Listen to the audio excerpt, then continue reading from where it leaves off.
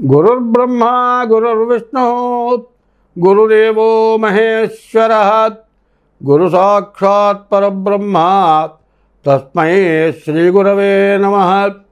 अस्मद्गुरुः विद्यानंदनाथ गुरुचरणारविंदाभ्यां नमो नमः। ఇంతవరకు సూర్యుని గురించి ఆధారం పెట్టి చేసుకున్నాము, సూర్యుని గురించి చెప్పుకున్నాము. సూర్యుడికి అధిపతి సింహం, సింహలగ్నానికి అధిపతి సూర్యుడు. సింహలగ్నం అంటాము. సింహం ఎటువంటిది? నిండు కుండ. సింహం ఎట్లా ఉంటుంది? కళ్ళు ఎర్రగా ఉంటాయి, చాలా భయంకరంగా ఉంటుంది, చూడటానికి చాలా భయంకరంగా ఉంటుంది. కానీ హృదయం మాత్రం చాలా మంచిది, మేలు చేసే మనస్తత్వం. అందువల్ల సూర్యుడిని నవగ్రహాలన్నింటిలో కూడా ప్రధానమైన గ్రహమైన అయింది. కాబట్టి ఆదిత్యోర్కోరవిర్భాస్కరశ్చ దివాకర మార్తాండ సవితా హేళి స్తీక్ష్ణాంశుర్మిహిరోరవి. ఇప్పుడు మేషరాశి వస్తుంది. ఈ మేషరాశిని గురించి చెప్పుకోవాలి. ఈ మేషరాశి ఏమిటా అంటే అశ్వని భరణి కృత్తిక అప్పాతం మేషం. ఈ మేషరాశి అధిపతి కుజుడైనాడు. ఈ కుజుడిని గురించి చెప్పుకోవాలి. అసలు అశ్వని దగ్గర నుంచి రేవతి వరకు 27 నక్షత్రాలు. 27 నక్షత్రాల్లో మొట్టమొదటి రాశి మేషరాశి. నవగ్రహాల్లో మొట్టమొదటి గ్రహం సూర్యగ్రహం.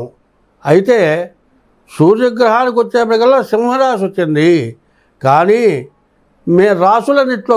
అన్నిటిలోకి మొట్టమొదటి రాశి మేషరాశి.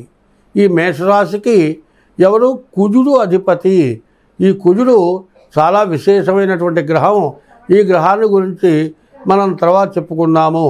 తర్వాత ఇది ఆషాఢ మాసం. ఈ ఆషాఢ మాసాన్ని గురించి ప్రత్యేకమైనటువంటి విషయం చెప్పుకోవాలి.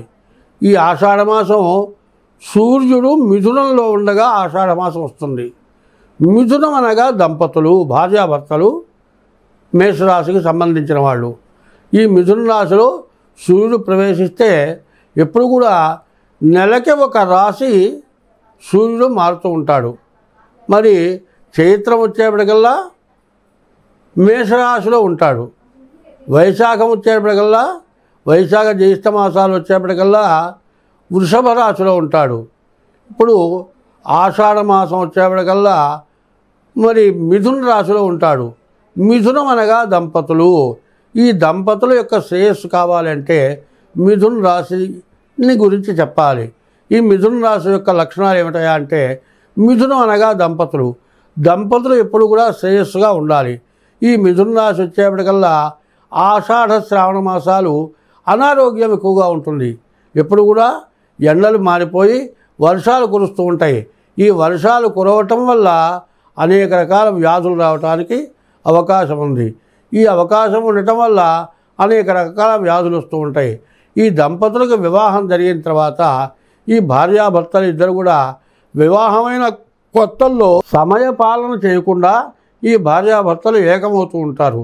అట్లా ఏకమవటం వల్ల వాళ్ళకి ఏకంగా ఉండటం వల్ల వ్యాధులు రావటానికి అవకాశం ఉన్నది. అందువల్ల ఈ ఆషాఢ మాసంలో దంపతులు ఒక చోట ఉండకూడదు. అందువల్ల ఏం చేస్తూ ఉన్నారు? ఈ ఆషాఢం కొత్తగా వివాహమైనటువంటి దంపతులు భార్యాభర్తలు ఇద్దరిని కూడా ఒక ఇంట్లో ఉండనివ్వట్లేదు. దీనికి ఒక భయం ఒకటి పెట్టారు. ఏమిటంటే భయం, అత్త అల్లుడు ఒక గడప దాటకూడదు, అత్త కోడలు ఒక గడప దాటకూడదు. ఇట్లా చెబితే భయం కలిగి వీళ్ళు జాగ్రత్తగా ఉంటారు. ఏదో అపకారం జరుగుతుందని భయపడతారు. మరి అత్త అల్లుడికి కాదు, మరి అత్త కోడలికి కాదు అపకారం, భార్యాభర్తలకే అపకారం జరుగుతుంది. ఈ సమయంలో వచ్చినటువంటి వ్యాధి జీవితంలో పోదు. కాబట్టి ఈ మిథున ఆషాఢం అన్నారు. ఈ ఆషాఢంలో కన్యా మిథునయోర్బుధ, కన్యా మిథున లగ్నాలకి బుధుడు అధిపతి. బుధుడు బుద్ధికారకుడు, బుద్ధిని ప్రేరేంపచేస్తాడు. అందువల్ల ఈ భార్యాభర్తలకి అనారోగ్యం వస్తుంది. కాబట్టి ఎవరు కూడా ఆషాఢ మాసంలో కొత్తగా వివాహమైనటువంటి దంపతులు ఒక చోట ఉండకూడదు. ఎవరింట్లో వాళ్ళు ఉంటే తర్వాత శ్రావణ మాసంలో ఎట్లా ఉన్నా ఇబ్బంది లేదు. ఈ శ్రావణ మాసం లక్ష్మీప్రదమైంది. ఆ కోడలు శ్రావణ మాసం అత్తగారింటికి రావటం, మరి లక్ష్మీ పూజ చేసుకోవటం ఎప్పుడు కూడా శుభం కలగాలి అంటే ఆషాఢ మాసంలో అత్త కోడళ్ళు ఒక ఇంట్లో ఉండకూడదు, అత్త అల్లుళ్ళు ఒక ఇంట్లో ఉండకూడదు. కాబట్టి ఈ ఆషాఢ మాసం అయిపోయిన తర్వాత శ్రావణ శుద్ధ పాడ్యమి రాగానే ఆ అల్లుడిని తీసుకొని వచ్చి ఆ గడపకు పూజ చేసి కొబ్బరికాయ కొట్టించి వాళ్ళకి నూతన వస్త్రాలు పెట్టించి ఇంట్లో లక్ష్మీ పూజ చేయిస్తారు. ఎప్పుడు కూడా గృహలక్ష్మి ఎవరంటే భార్య. మరి గృహస్థు అనగా గృహం కాదు, అది గ్రహం. గృహం ఏంటంటే గృహిణి అన్నారు. ఇంటికి అధిపతి ఎవరు? భార్య, ఆడమనిషి. ఆ ఆడమనిషి సక్రమంగా ఉంటే ఆ ఇల్లు బాగుంటుంది.